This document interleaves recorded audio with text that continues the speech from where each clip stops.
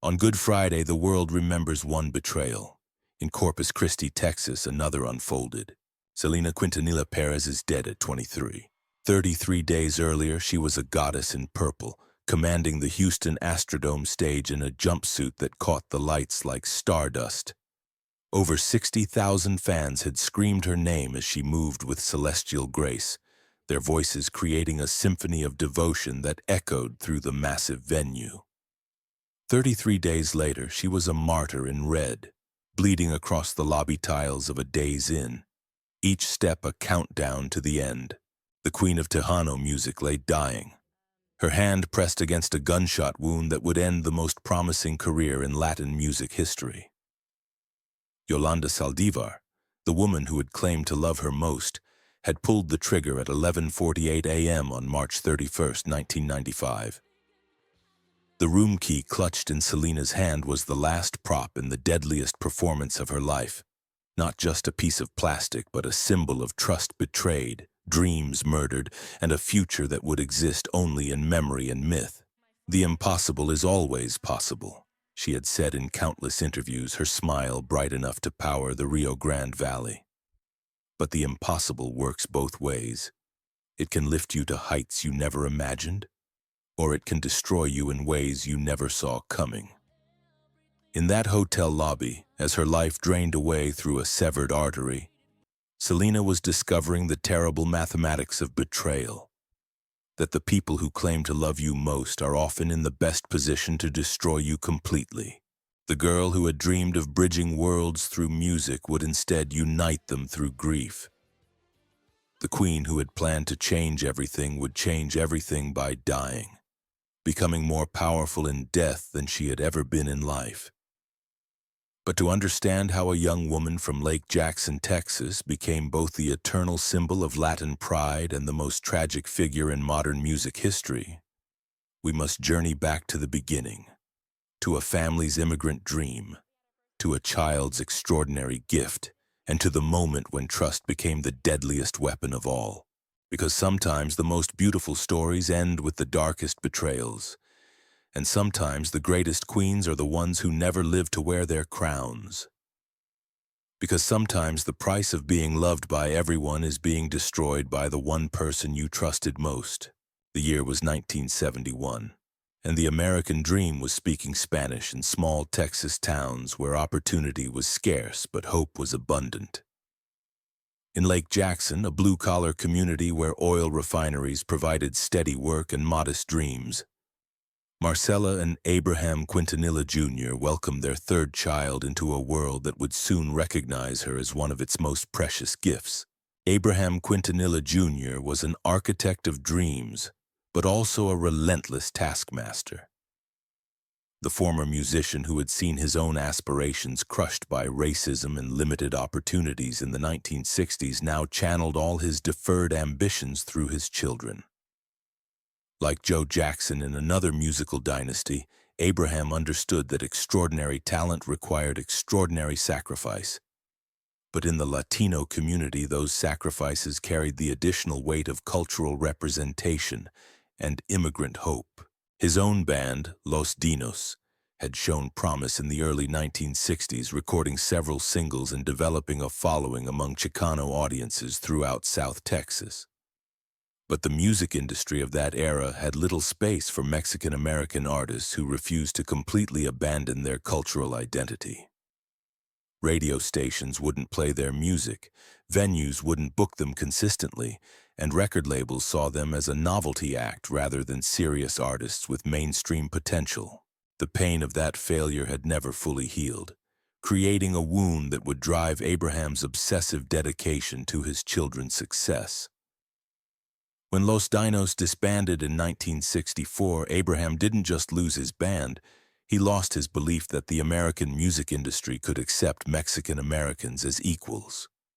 But when he looked at his children, Abraham III, AB, Suzette, and baby Selena, he saw a chance for redemption, an opportunity to achieve through them what had been denied to him. The Quintanilla household operated on a principle that would have been familiar to any family chasing the American dream. Music wasn't just art, it was survival. Abraham worked days as a shipping clerk at Dow Chemical to support his family while spending evenings as drill sergeant, music teacher, and business strategist, preparing his children for an industry that had shown him no mercy. But where Joe Jackson's methods had bred fear and psychological damage, Abraham's approach was rooted in cultural pride and protective love. He wasn't just creating performers, he was raising ambassadors for a community that had been overlooked, stereotyped, and marginalized. Every perfect note Selena sang was a victory not just for her family but for every Latino child who had been told they couldn't succeed while staying true to their heritage. The house on Bloomington Street was small, cramped, and filled with the sound of music from morning until night. Abraham had converted the garage into a practice space where he taught his children to play instruments, sing harmonies, and understand the business side of entertainment that he had learned through hard experience. AB learned bass guitar and keyboards, Suzette mastered drums, and Selena, even as a toddler, showed an intuitive understanding of rhythm and melody that seemed to come from somewhere beyond her young experience. But it was during family gatherings and informal singing sessions that Selena's extraordinary gift first revealed itself. When she sang along to records by Donna Summer, Diana Ross, or traditional Mexican ballads, her voice carried a power and emotional depth that stopped conversations and brought tears to adult eyes. She could hear a melody once and sing it back perfectly, could instinctively find harmonies that enhanced any song, and could convey emotions through her voice that she was too young to understand intellectually. Marcella Quintanilla watched her youngest daughter's development with a mixture of pride and concern. She could see the special gift Selena possessed, but she also understood the sacrifices that pursuing that gift would require. The music industry was notoriously difficult for anyone, but for a young Latina from a working-class family, the challenges would be enormous. At 5 years old, Selena was already performing with her siblings in the family restaurant, Papagayos, charming customers with her precocious talent and infectious personality. She wasn't just singing songs, she was connecting with people, making them smile, giving them moments of joy that they would remember long after the music stopped. Even at that young age, she possessed an intuitive understanding of how to read an audience, how to make people feel seen and appreciated through her performance. The restaurant became Selena's first stage, the place where she learned that music was a form of communication that transcended language barriers and cultural differences.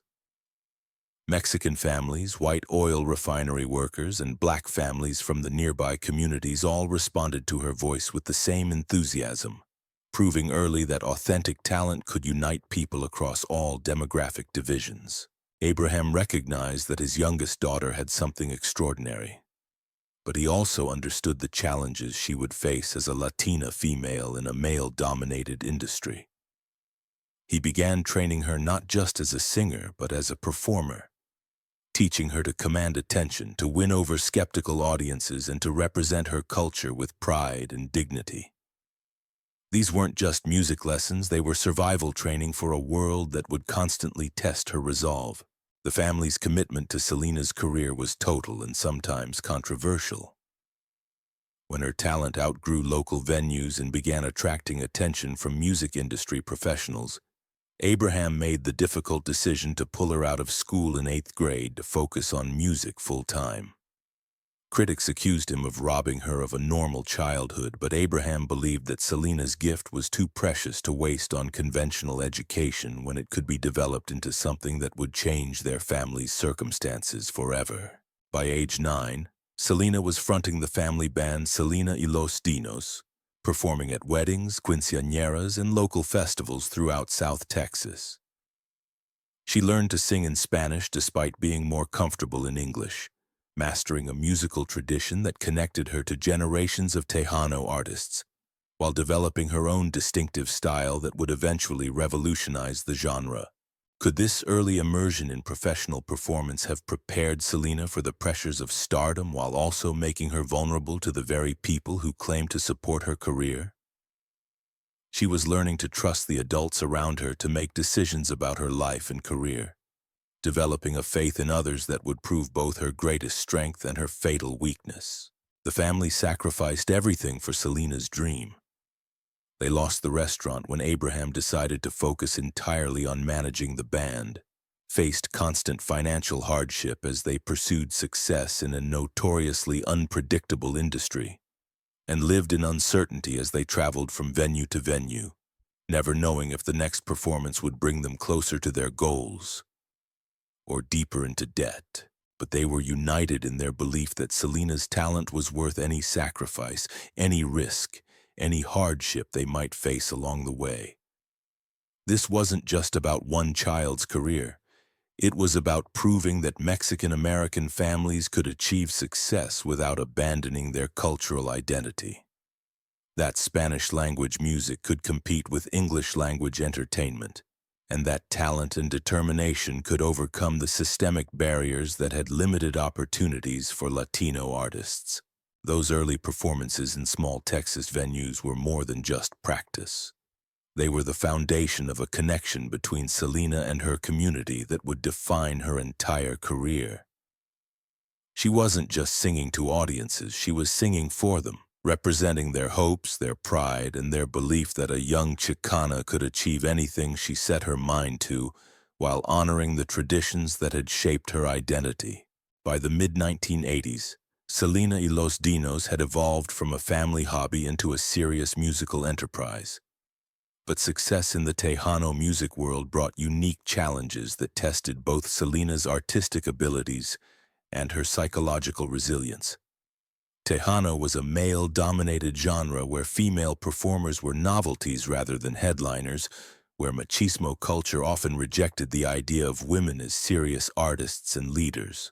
The Tejano music scene of the 1980s was a complex ecosystem that reflected the tensions within Mexican-American culture itself. Traditional audiences wanted to preserve the musical forms that connected them to their heritage, while younger listeners were hungry for sounds that reflected their contemporary American experience. Male performers dominated the genre not just through talent but through cultural assumptions about leadership, sexuality, and artistic authority that made Selena's presence simultaneously groundbreaking and controversial. Selena faced skepticism and outright hostility from some traditional Tejano audiences who believed that women should stay in supporting roles. Radio programmers questioned whether fans would accept a female frontperson. Promoters worried about her ability to command respect in venues where men had always been the stars. And industry executives doubted her commercial viability in a market that had never been successfully led by a woman. But these challenges only strengthened Selena's resolve and refined her artistic vision. She understood that she wasn't just trying to succeed as an individual performer.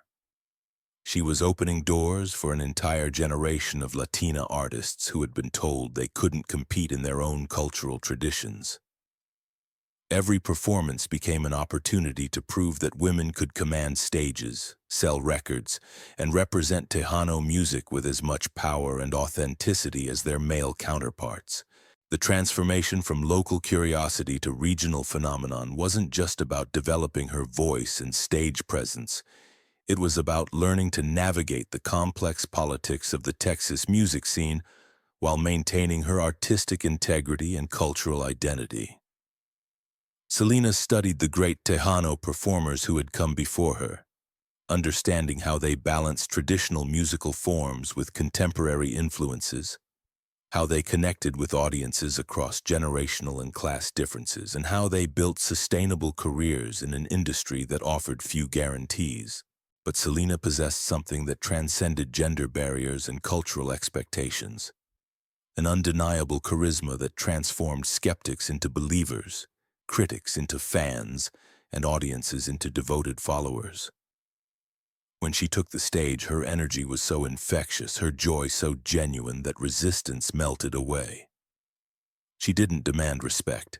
She earned it through talent, professionalism, and an authenticity that couldn't be manufactured or faked. Her voice had matured dramatically during her teenage years, developing the power and range that would make her one of the most technically accomplished vocalists in Latin music. But beyond technical ability, she had learned to use her voice as an instrument of emotional communication, capable of conveying everything from playful flirtation to deep heartbreak, from cultural pride to universal longing. Her stage presence was equally compelling. Selena had developed a performance style that combined traditional Mexican feminine grace with contemporary American confidence, creating a persona that was both familiar and revolutionary. She could wear elaborate sequined gowns that honored quinceañera traditions while moving with a sensuality and power that challenged conservative expectations about how young Latinas should present themselves. The breakthrough came in 1987 when she became the first female artist to win the Tejano Music Award for Female Vocalist of the Year. The victory was more than personal achievement. It was a cultural milestone that opened doors for an entire generation of Latina performers who had been told they couldn't succeed in their own musical traditions. The win validated Abraham's faith in his daughter's potential while also establishing Selena as a pioneer who was reshaping the landscape of Latin music. She wasn't just succeeding within existing systems, she was changing those systems through her presence, her talent, and her refusal to accept the limitations that others tried to impose on her. But success in Tejano music was just the beginning of Selena's larger ambitions. She dreamed of crossing over to English-language markets, of becoming the first Latina pop star to achieve mainstream American success while maintaining her cultural identity and connection to her Spanish-speaking audience. This wasn't just career advancement. It was cultural bridge building on a scale that no Latino artist had ever attempted. The recording process for her early albums revealed both Selena's extraordinary natural ability and her professional dedication to continuous improvement. She would spend hours perfecting vocal arrangements, working with AB on song compositions, and developing the stage presence that would make her live performances legendary throughout the Southwest. Her 1989 self-titled album, Selena, marked her emergence as a major force in Tejano music, but it also demonstrated her versatility and ambition. The album combined traditional Tejano sounds with contemporary pop influences, showcasing an artist who understood her cultural roots while refusing to be limited by them. Songs like Contigo Quiero Estar and Mentiras proved that she could honor traditional forms while pushing the genre in new directions. Was Selena's rapid rise to prominence within Tejano music a natural progression for someone with her talent? Or was she already showing signs of the crossover appeal that would make her a target for those who couldn't accept change in traditional Latino cultural spaces? The answer was both. Her success within Tejano music was extraordinary, but it was also clearly a stepping stone towards something much larger and more ambitious. The early 1990s brought increasing recognition and expanding opportunities, but they also introduced Selena to the complexities of fame and the challenges of managing success while maintaining family unity and cultural authenticity. As her popularity grew, so did the demands on her time, the pressures on her family, and the need for professional management that extended beyond the tight-knit circle that had nurtured her career from the beginning. The music industry was changing rapidly during this period, with the emergence of Latin pop as a potentially mainstream genre and the growing recognition that Latino audiences represented a massive, underserved market. Selena was perfectly positioned to take advantage of these changes. But success on this scale would require navigating an entertainment industry that had historically exploited Latino artists, while limiting their creative control and financial compensation. During this period, Selena met Chris Perez, the talented guitarist who joined Los Dinos and would become both her musical collaborator and the love of her life. Their romance bloomed in the shadows of Abraham's watchful control. Stolen moments in the tour bus where Chris's gentle guitar would harmonize with Selena's spontaneous laughter, creating music more intimate than anything they ever recorded. Chris represented something entirely new in Selena's carefully managed life.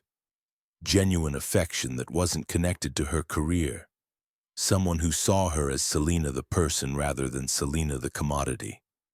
He was a gifted musician in his own right, capable of contributing to her artistic development while also providing the emotional support and normalcy that had been largely absent from her intensely professional existence. Their secret courtship was conducted in the spaces between performances.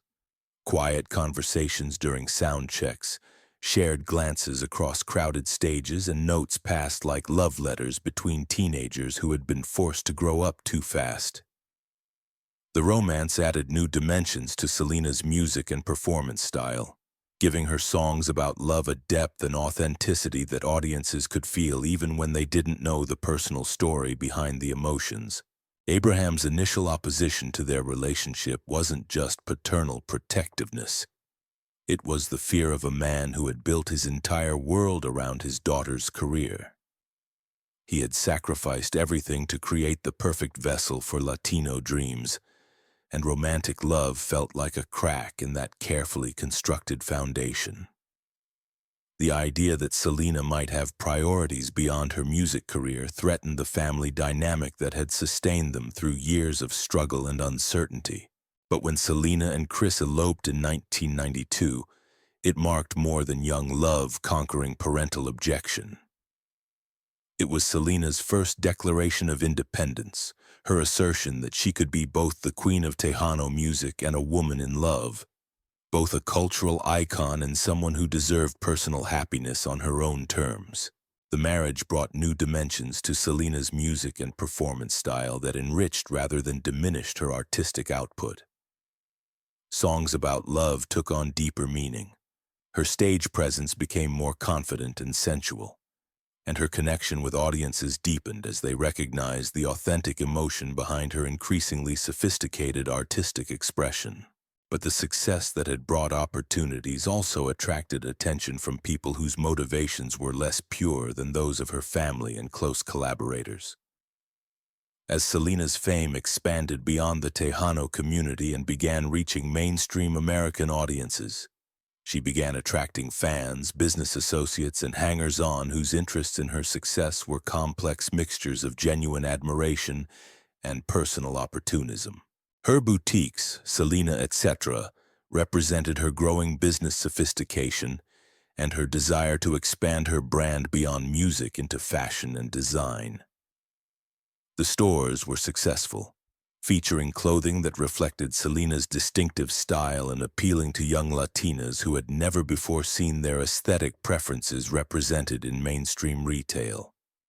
But the boutiques also required management and oversight that Selena couldn't provide while maintaining her demanding performance and recording schedule. The need for additional help created opportunities for people like Yolanda Saldivar to enter Selena's inner circle.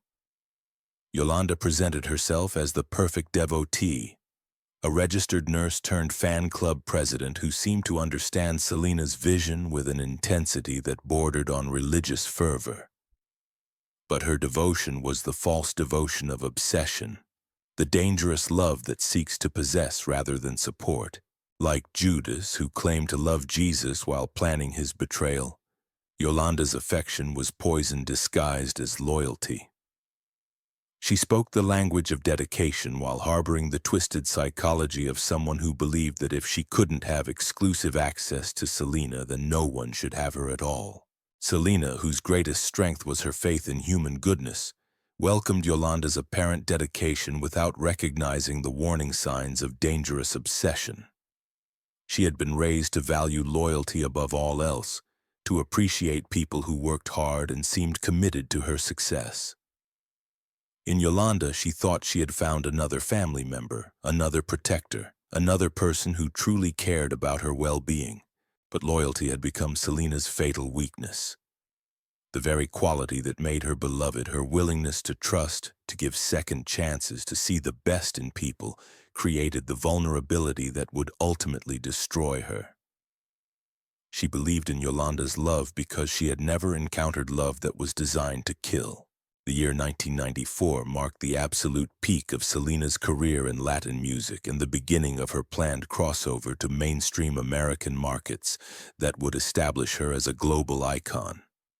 Her album Amor Prohibido became one of the best-selling Latin albums in U.S. history, establishing her as the undisputed Queen of Tejano music while demonstrating her potential for even greater success on an international scale. Amor Prohibido was more than just a commercial triumph. It was an artistic statement that proved Selena had evolved into a mature artist capable of handling complex emotional themes while maintaining the infectious energy that had made her famous.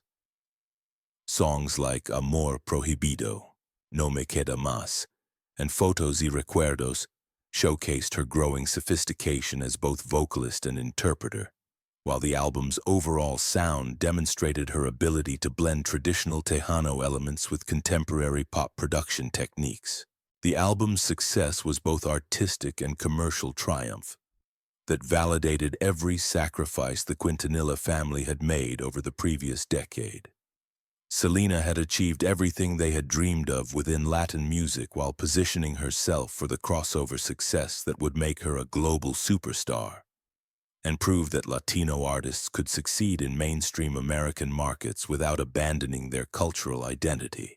But success on this scale brought pressures and responsibilities that required expanded professional support and more sophisticated business management.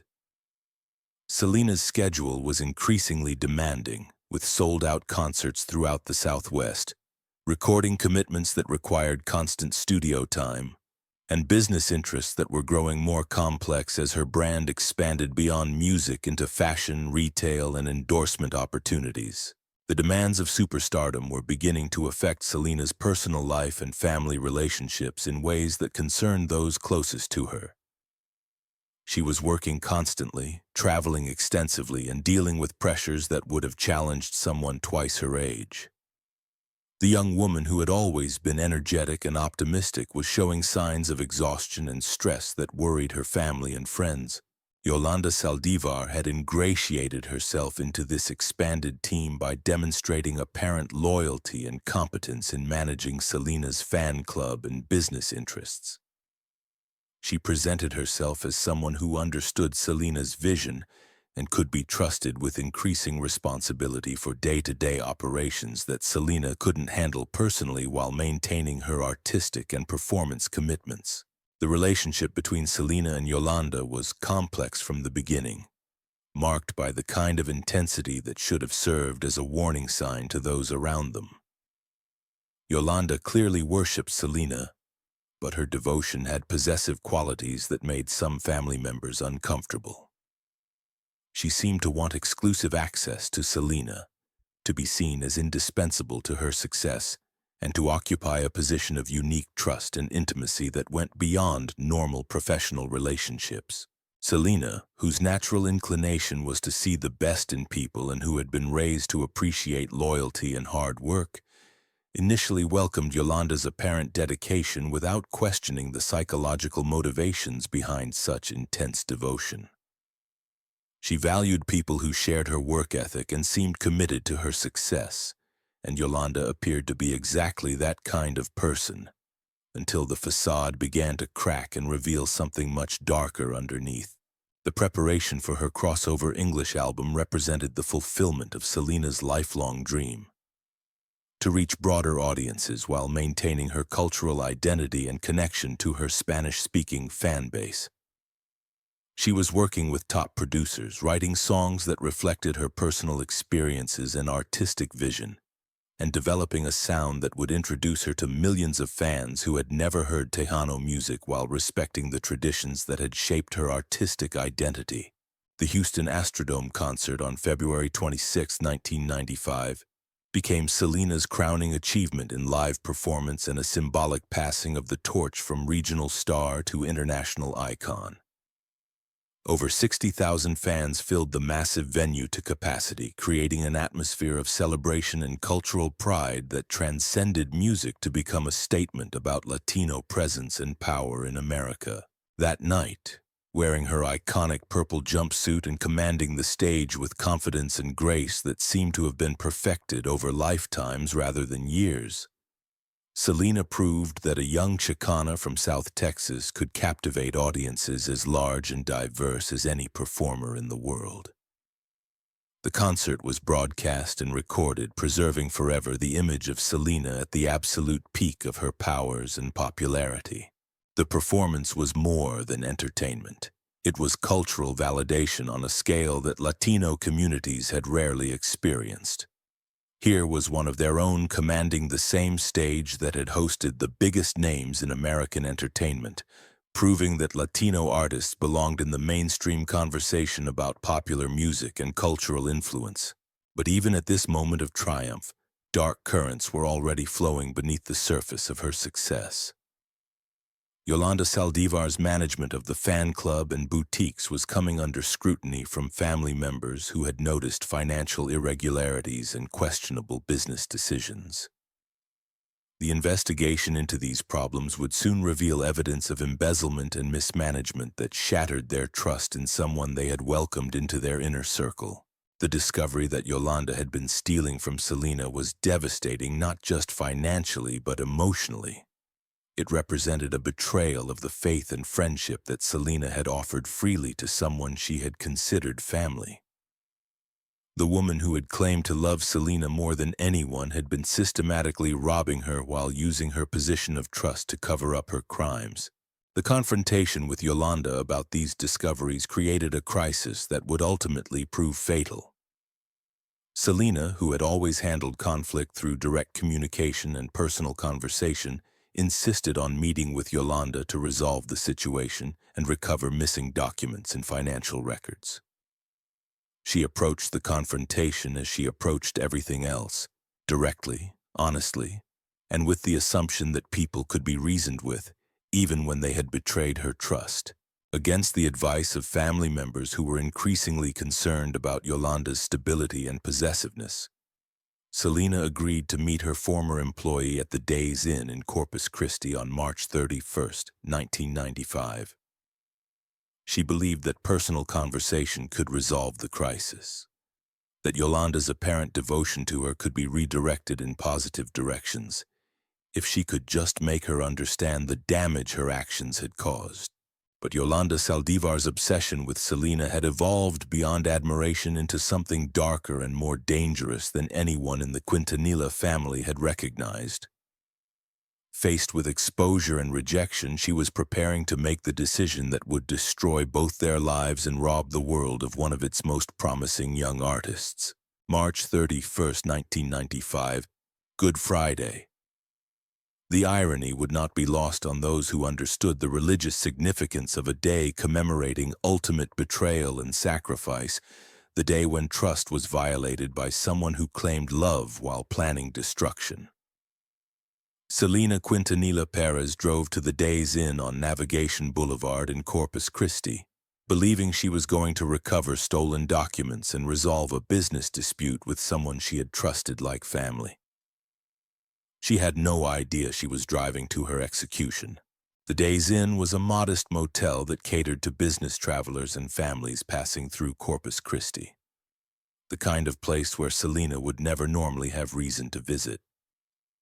But Yolanda had been staying there since the embezzlement allegations surfaced, using the anonymous setting to avoid the increasing scrutiny from the Quintanilla family while planning her response to the crisis that threatened to destroy her carefully constructed relationship with her idol. The meeting began in room 158, where Yolanda had been living in isolation since her theft was discovered. Selena's purpose was straightforward: retrieve missing financial records, demand an explanation for the stolen money, and end their professional relationship as cleanly as possible, while minimizing damage to both their reputations. She approached the confrontation as she approached everything else, directly, honestly, and with the assumption that people could be reasoned with, even when they had committed serious crimes. But Yolanda Saldivar was beyond reason. The exposure of her theft meant the end of her special relationship with Selena, the loss of her position within the inner circle, and the collapse of the identity she had built around serving the star she worshipped. For someone whose entire sense of self had become connected to Selena's success, rejection felt like annihilation, and annihilation demanded desperate measures. The details of what happened in that hotel room remain partially unclear. But witnesses and evidence suggest that the conversation escalated quickly from business discussion to heated argument, as Yolanda became increasingly agitated and Selena became more insistent about recovering her property and ending their relationship. The situation spiraled toward violence with terrifying speed as obsession and desperation overcame whatever rationality remained in Yolanda's psychology.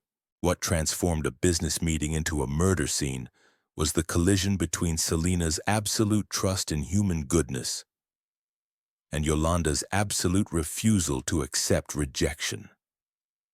Selena believed that even someone who had stolen from her could be approached with honesty and directness, that personal conversation could resolve any conflict, that people who claimed to love her were incapable of wanting to destroy her. Yolanda, meanwhile, had constructed an elaborate fantasy in which her theft was justified by her devotion. Her obsession was proof of her love, and Selena's attempt to end their relationship was an unforgivable betrayal that demanded the ultimate response. In her twisted psychology, if she couldn't possess Selena exclusively, then no one should be allowed to have her at all.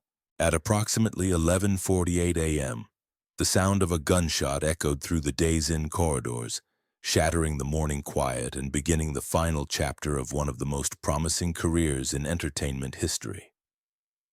Selena emerged from room 158, running toward the lobby with her hand pressed against a gunshot wound in her back, leaving a trail of blood that told the story of trust betrayed and dreams destroyed. The lobby tiles were slick with blood. Every step she took a countdown to the end, each footprint a heartbeat closer to immortality. "Help me!" she screamed to the desk clerk, her voice carrying the same power that had moved millions on stages throughout the Southwest. She shot me. The bullet had severed a major artery and she was bleeding internally at a rate that would prove fatal within minutes. But she was still fighting, still trying to survive, still believing that help would come. The room key clutched in her dying hand was more than metal and plastic. It was the final symbol of trust betrayed, dreams murdered, and a future that would exist only in memory and myth. Each step across that lobby floor carried the weight of unfulfilled potential, of songs that would never be written, of barriers that would never be broken, of a crossover career that had been cut short just as it was beginning to bloom. Yolanda followed Selena into the lobby, still holding the .38 caliber revolver. But instead of finishing what she had started, she seemed paralyzed by the magnitude of what she had done. The woman who had claimed to love Selena more than anyone watched her victim collapse and struggle for life without offering help or calling for medical assistance. In that moment, false devotion revealed its true face, not love but ownership, not protection but destruction, not worship but murder. Selena was rushed to Corpus Christi Memorial Hospital, where doctors fought desperately to save her life through emergency surgery and massive blood transfusions. But the damage was too severe, the blood loss too massive, the bullet's path too destructive. At 1:05 p.m., just over an hour after the shooting, Selena Quintanilla-Pérez was pronounced dead. She was 23 years old, weeks away from her 24th birthday, and on the verge of the international stardom that would have changed the landscape of popular music forever.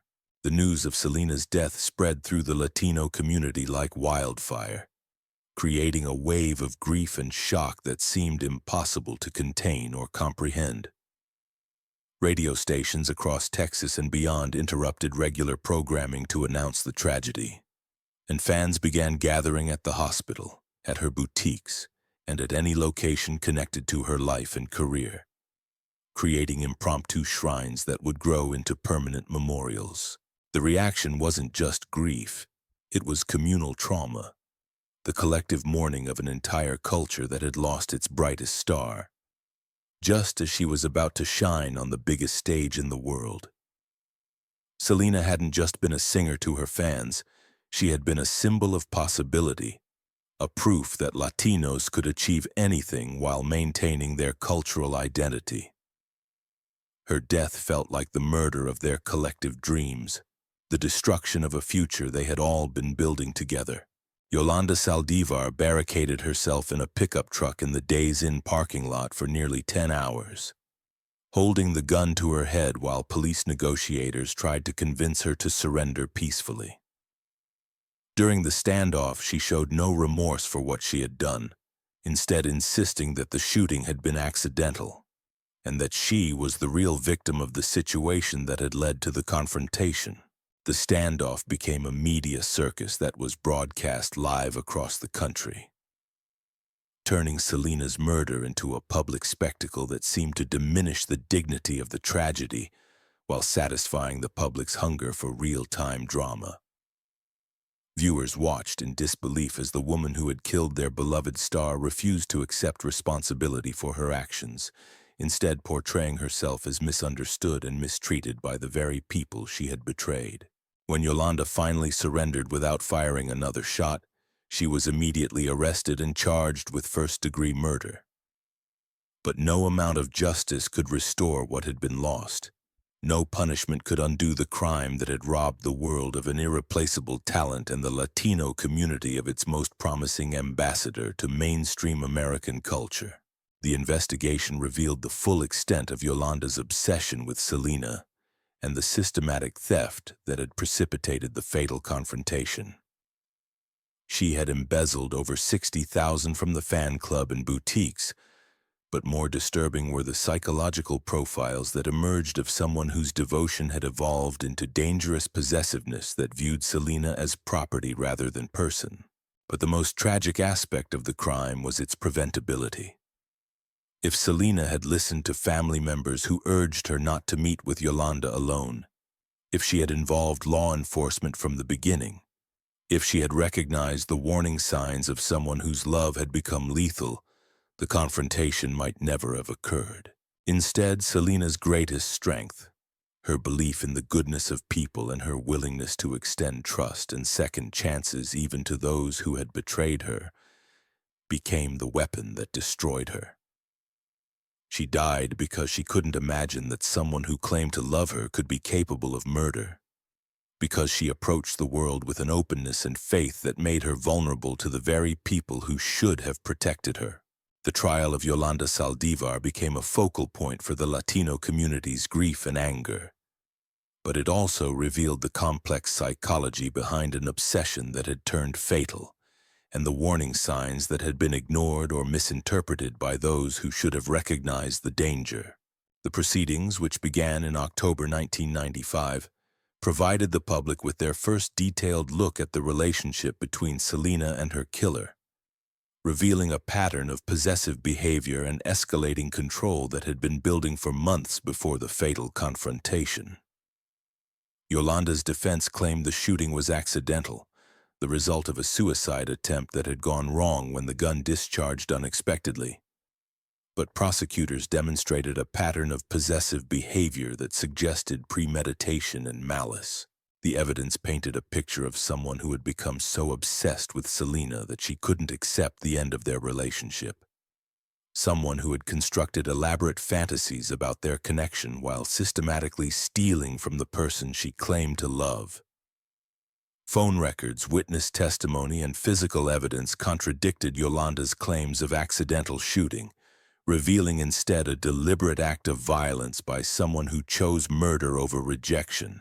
The prosecution's case was strengthened by testimony from family members and business associates who described Yolanda's increasingly erratic behavior in the weeks leading up to the murder, her attempts to isolate Selena from other advisors, and her angry reactions to any suggestion that her management of Selena's business affairs was inappropriate or inadequate. The defense attempted to portray Yolanda as a devoted fan, whose love for Selena had been exploited by a family more interested in profit than genuine care for their daughter's well-being. They suggested that the embezzlement charges were exaggerated, that Yolanda's management of the fan club had been exemplary, and that the shooting was the tragic result of a misunderstanding that had spiraled out of control. But the evidence was overwhelming, and the jury wasn't swayed by attempts to shift blame from the killer to her victim. On October 23, 1995, Yolanda Saldivar was found guilty of first-degree murder and sentenced to life in prison with the possibility of parole after 30 years. The verdict provided legal justice for Selena's family and fans, but it couldn't heal the cultural wound that her death had inflicted on millions of people who saw her as more than an entertainer. The sentencing brought closure to the legal proceedings, but it marked the beginning of a different kind of story. The transformation of Selena from a deceased performer into an eternal symbol of Latino pride, unrealized potential, and the tragic cost of blind trust. In death, she was becoming something that she might never have achieved in life. Truly immortal, a figure whose influence would grow stronger with each passing year. In death, Selena achieved the crossover success that had been the goal of her final years. But the victory was hollow because she wasn't there to enjoy it or build upon it. Her posthumously released English album, Dreaming of You, debuted at #1 on the Billboard 200, making her the first Latina artist to achieve this milestone and proving that her crossover dreams had been realistic and achievable. The album's success was both triumph and tragedy, proof that Selena could have become the global superstar she had always dreamed of being, but also evidence of the enormous loss that her death represented for the music industry and popular culture. Songs like I Could Fall in Love and Dreaming of You showcased her ability to connect with English-speaking audiences while maintaining the authenticity and emotional depth that had made her a star in the Latino community. But Selena's posthumous success was about more than record sales or chart positions. She had become a cultural icon whose influence extended far beyond music into fashion, identity, and the ongoing struggle for Latino representation in American popular culture. Her death had transformed her from a rising star into a martyr, from a performer into a symbol, from a person into a legend. The biographical film starring Jennifer Lopez, released in 1997, introduced Selena's story to global audiences and cemented her status as a tragic figure whose life represented both the promise and the peril of pursuing dreams in an industry that could be both nurturing and destructive. The movie's success demonstrated the hunger for Latino stories and Latino performers that Selena's career had helped create. But the film also raised questions about the exploitation of tragedy for entertainment purposes, and the ways in which Selena's story was being simplified and sanitized for mainstream consumption. The real woman was more complex than any movie could capture, and her story was more nuanced than any 2-hour film could contain. Today, nearly 3 decades after her death, Selena Quintanilla-Pérez remains one of the most beloved figures in Latin music history. But her legacy extends far beyond her recorded output or her influence on other performers. She has become a symbol of possibility for Latino communities, proof that their culture and their artists deserve recognition and respect in mainstream American society. Her influence can be heard in the work of contemporary artists like Shakira, Jennifer Lopez, Becky G, and countless others who have cited her as inspiration for their own careers and their own efforts to balance cultural authenticity with mainstream appeal. But perhaps more importantly, her story has become a cautionary tale about the dangers of blind trust and the importance of recognizing warning signs in personal and professional relationships. Museums, festivals, and cultural celebrations across the United States continue to honor Selena's memory and ensure that new generations understand her contributions to music and culture.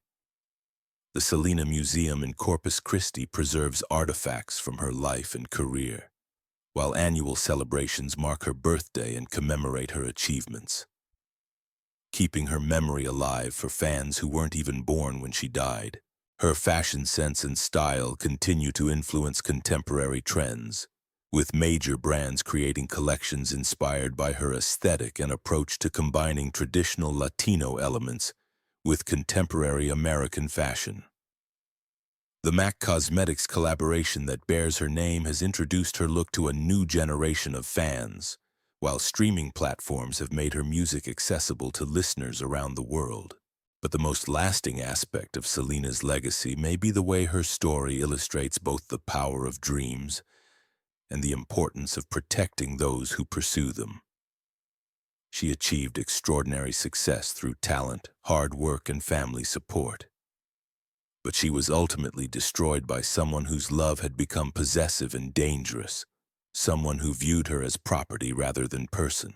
Her life reminds us that success doesn't protect against betrayal, that fame can attract dangerous people along with devoted fans, and that trust must be earned rather than freely given. The people closest to our heroes are often in the best position to hurt them, making vigilance and protective boundaries essential even in relationships that seem loving and supportive. What hidden truths about fame, trust, and cultural identity does Selena's story continue to reveal? Her life illustrated the double-edged nature of success, showing how the same qualities that make someone beloved, openness, generosity, faith in others, can also make them vulnerable to exploitation and harm. But to understand the full scope of what was lost and gained in that hotel lobby, we must measure both sides of the tragedy with equal honesty and depth. What we lost was incalculable. Decades of unwritten songs that would have bridged cultures and generations. Album collaborations that would have redefined Latin music's place in global pop culture. Fashion lines that would have brought Latina aesthetics to mainstream America. And countless young Latinas who would have seen themselves reflected in Selena's continued success. We lost the crossover queen who would have opened doors that remain closed today. The cultural ambassador who could have changed Hollywood's relationship with Latino talent. The business mogul who would have created opportunities for thousands of artists who never got their chance. We lost the woman who would have had children, raised a family, and shown the world that Latina women could have it all without sacrificing their heritage or compromising their values. We lost the performances that would have filled stadiums around the world. The collaborations with artists across all genres and cultures. The evolution of an artist who was just beginning to explore her full potential when her life was cut short. We lost the role model who would have inspired generations of young women to pursue their dreams while staying true to their roots. But what we gained was something even more powerful and enduring. An eternal symbol that death could not diminish, a legacy that betrayal could not destroy, a voice that silence could not mute. Selena became the Latina Joan of Arc, the Princess Diana of Tejano, the forever young queen whose crown was made not of gold but of grief, love, and unbreakable cultural pride. In dying, she achieved what living might never have guaranteed. True immortality, not just as an entertainer but as an idea, a hope, a proof that some lights are too bright to be extinguished even by the darkest betrayals. Her death united Latino communities in ways that her life, successful as it was, might never have accomplished, creating a shared cultural experience that transcended national boundaries and generational differences. She became the symbol of what Latino artists could achieve while remaining true to their heritage, the proof that Spanish-language music could compete on the global stage, the demonstration that Latino stories and Latino performers deserved the same recognition and respect as their mainstream counterparts. Her posthumous success validated every dream that Latino families had harbored about their children's potential in American society. Como la flor, she continues to bloom in the hearts of those who remember that the most beautiful spirits are often the most vulnerable to the darkness that exists in others. But that love, real love, outlasts even death, transcends even tragedy, and grows stronger even in the face of ultimate betrayal. Selena Quintanilla-Pérez entered the world as the daughter of immigrants with big dreams, and left it as the Queen of Tejano music whose reign would never end. She proved that a young Chicana could command international stages while staying true to her roots, that barriers could be broken through talent and determination, and that music could unite people across all cultural and linguistic divides. Her story serves as both celebration of human potential and indictment of the systems that can destroy that potential, both inspiration for dreamers and warning about the price of trusting too freely. She became immortal not despite her death, but because of it, not in spite of tragedy, but through the transformation of tragedy into legend. The girl from Lake Jackson who sang in Spanish to honor her heritage while dreaming in English about her future had indeed changed everything. Not through the crossover success she had planned, but through the immortal legacy her life and death created. In the end, she made the impossible possible by becoming eternal, beloved across all boundaries and forever young in the hearts of millions who continue to sing along with her music and dream along with her memory.